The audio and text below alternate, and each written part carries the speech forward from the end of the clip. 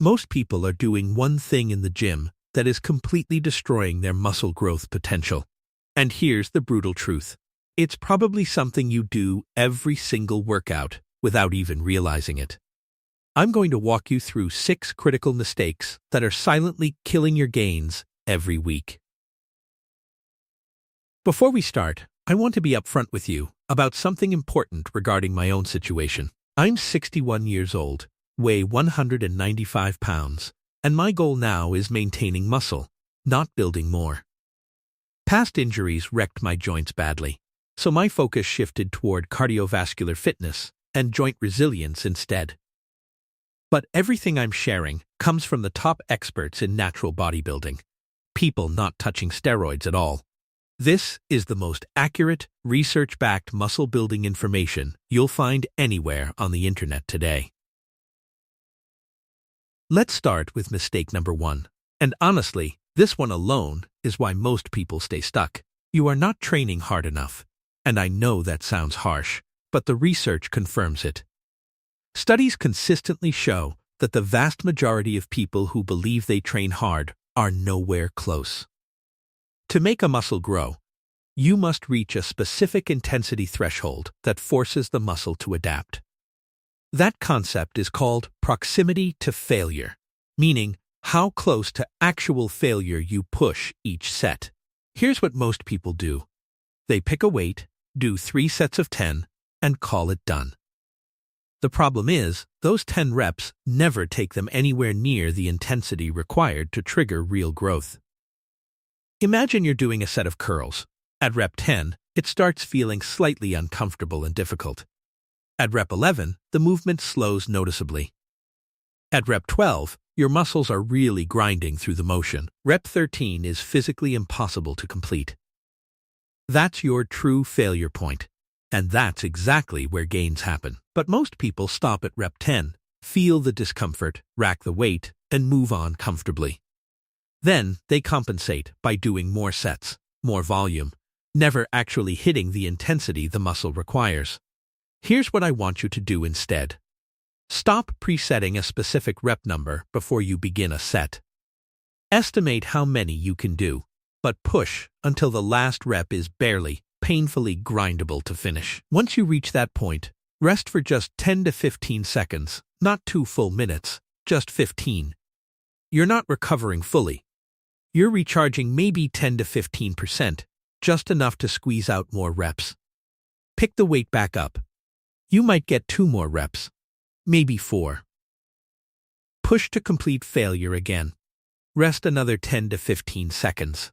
Then pick it up one final time and get 1 or 2 more. Now that muscle has received the full intensity signal it needs to adapt, grow, and come back stronger.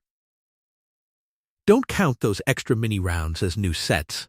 Count the entire thing as one extended, intense set. Because you're barely resting in between, it's really just one continuous effort broken into small recovery pauses. The key distinction here is between discomfort and true failure. You must learn to tell them apart clearly.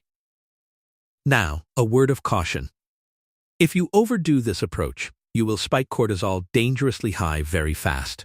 Cortisol is your primary stress hormone, and chronically elevated cortisol is the enemy of any muscle-building goal. If you're just starting out, limit this method to no more than 2 sets per muscle group maximum. As months pass and your body adapts, you can gradually increase to 3 sets per muscle group safely. Going intense means you must also go smart, which brings us directly into mistake number 2 right now. Mistake number 2 is ignoring the recovery needs of everything inside your body that isn't your actual muscle. Your muscles typically recover within 48 to 72 hours after a hard training session. That's 2 or 3 days. Most people know that and structure their training schedule around it, which seems logical on the surface. But here's what almost nobody talks about. Your connective tissue, tendons and fascia, recovers dramatically slower than muscle. On a good day, tendons recover between just 0.5% and 2% of their total capacity daily. That means microdamage accumulates silently in your tendons long before you ever feel pain or notice any problem. Now look at your nervous system. After an intense workout, it needs a minimum of 5 to 10 days. 5 to 10 days for the nervous system to fully recover, but most people are back training in 2. Then there's your hormonal system, which requires 3 to 5 days to normalize after any truly hard session. Do you see the problem forming here? You're rebuilding muscle while quietly destroying everything else supporting it underneath. It makes zero sense to build impressive muscle only to tear a tendon and lose months of progress. Now, how did someone like Arnold Schwarzenegger train 2.5 hours, 6 days a week, consistently? Simple answer: steroids. And the steroids available today are far stronger than what Arnold was using back then. Steroids dramatically accelerate how quickly your body uses amino acids to build and repair muscle tissue after training. They also speed up tendon and cartilage recovery, reduce inflammation rapidly, and amplify growth hormone activity significantly throughout the body. That's why Arnold could do what he did. You cannot replicate that without the same pharmaceutical support he had. If you're training naturally, attempting to match that volume will not make you bigger, it will break you down. My recommendation is to keep each workout between 30 and 45 minutes of focused, high-intensity work maximum. For any single muscle group, train it once or twice per week, absolutely not 3 or 4 times weekly. This keeps cortisol manageable and gives your tendons, nervous system, and hormones the recovery window they actually need. Remember, the real growth doesn't happen during the workout. It happens while you are sleeping and fully recovering. So, you must balance the growth signal from training with the recovery space that signal actually needs to work. On off days, go for long walks in nature. Seriously, this is not optional advice. It genuinely matters. Prioritize your sleep above almost everything else in your life if muscle building is a real goal for you. Load your diet with vitamins and minerals. Your body cannot repair and build without the right raw materials available. Every 4 to 6 weeks, take a full deload week with very light weights and zero-intensity training whatsoever. Deloading removes accumulated stress from your system before it turns into an injury or a deep performance plateau. Now let's talk about mistake number 3. Carbohydrate loading, and why it's working quietly against your goals. Many bodybuilders intentionally increase their carbs, believing it helps muscle growth, and on the surface it seems to work. Carbs cause your body to retain water, which makes your muscles appear noticeably fuller and larger before competitions. Carbohydrates also spike insulin, and insulin is a powerful anabolic signal that helps nutrients get pushed into muscle cells. But here's the problem. Chronically spiking insulin over months and years leads directly to insulin resistance in the body. And once insulin resistance sets in, your midsection expands, your liver accumulates fat, and your face begins rounding out. You end up looking less muscular, not more, which is the complete opposite of everything you were working toward. I'm not telling you to eat 0 carbs, but capping them around 50 grams per day is a smart approach. Get those carbs from berries and low-glycemic whole foods rather than grains, which promote gut inflammation and digestive problems. Inflammation in the gut directly interferes with your body's ability to repair muscle tissue and absorb essential nutrients efficiently. After dinner, stop eating. Let your body fast until the next morning. This habit alone is incredibly powerful. Fasting is one of the most natural and effective stimulators of growth hormone your body has available to it. Constantly snacking through the day suppresses growth hormone and keeps insulin elevated, which slows your muscle building progress significantly. One man understood all of this better than almost anyone alive. His name is Ron Williams, and his results prove it. Ron Williams is the most decorated natural bodybuilder in recorded history, and most people have never heard his name. He won over 250 natural bodybuilding competitions throughout his career. That number is almost impossible to comprehend. 7-time Mr. Natural Universe. 7-time Natural Olympia champion, 7-time Mr. Natural World. All without a single performance-enhancing substance. He was inducted into the International Natural Bodybuilding Hall of Fame, and his definition of natural was absolutely uncompromising. He wouldn't even take creatine, a supplement most athletes consider completely harmless and totally basic to any routine. Ron Williams's remaining 3 mistakes round out this list, and they are just as important as the first 3. Mistake number 4 is what Ron called training blind, following a generic program built for someone else's body entirely. Most people find a workout plan online, in a book, or from a friend, and follow it without thinking. That program was not designed for your specific muscle imbalances, your structural weaknesses, or the gaps unique to your body.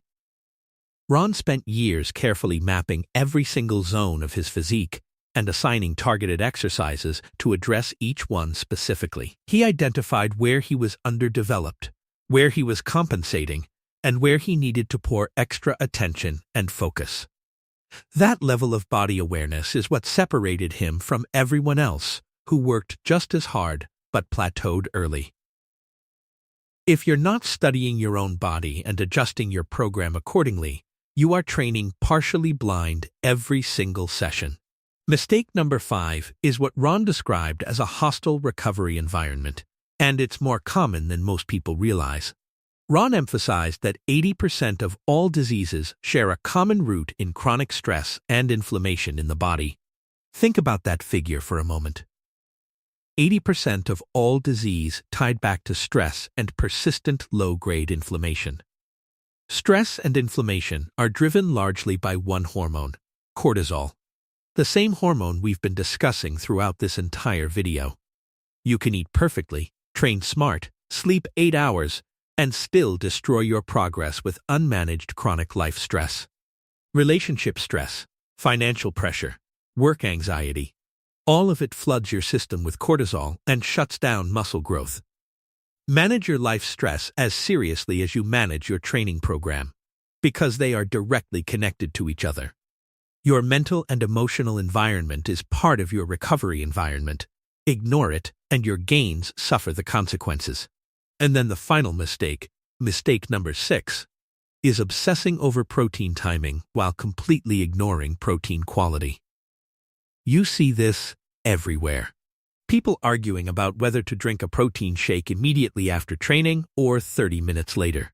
A 2025 meta-analysis published in the journal Nutrients found no meaningful difference in muscle growth based on protein timing whatsoever.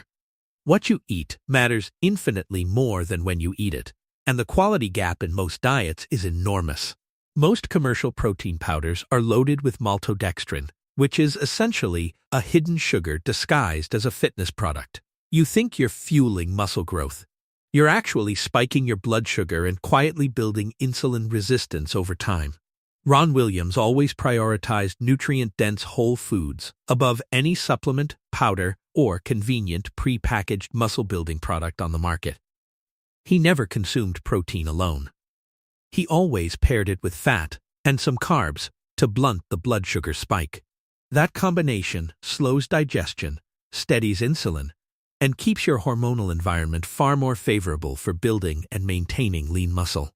Now let's talk about the specific nutrients that are absolutely non-negotiable if building muscle is your serious goal right now. Magnesium comes first. Without adequate magnesium, your muscles literally cannot contract, recover, or grow the way they are designed to. Zinc is equally critical. Zinc directly supports testosterone production, and testosterone is one of your most powerful muscle-building hormones available. Potassium is essential for the electrical signaling between your nervous system and your muscle fibers during every single contraction. Without sufficient potassium, your muscles receive weaker signals, perform less efficiently, and recover more slowly after every training session. One final point. Do not eat a large protein meal right before a workout. Your body needs blood for muscles, not digestion. These 6 mistakes are silently holding back millions of people who are genuinely putting in real effort every single day. Fix even 2 or 3 of them this week, and you will feel a measurable difference within the next 30 days. The gym is only half the equation. What you do outside of it determines whether your hard work actually pays off.